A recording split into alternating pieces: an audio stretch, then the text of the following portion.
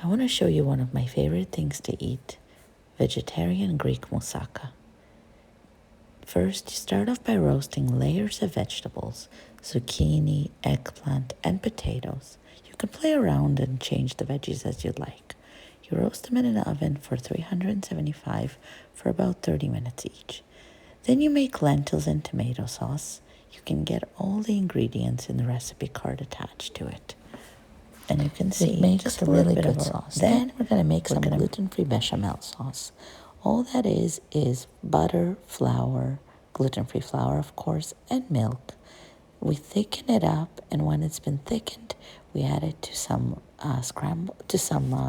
whisked eggs. Then we whisk it all together. That helps the eggs not curdle as soon as they go back into the bechamel. Then we whisk that bechamel up real good. That bechamel is what gives this moussaka its special taste and creamy texture, so don't skip it. Then we just layer all of the vegetables we've already roasted. As you can see, the bottom goes a little bit of tomato sauce, then some eggplants and the rest of the veggies, then the lentils and tomato sauce, then some feta, and that yummy, yummy, yummy bechamel. The bechamel, the lentils and tomatoes, this is what replicates real Greek flavors in this moussaka.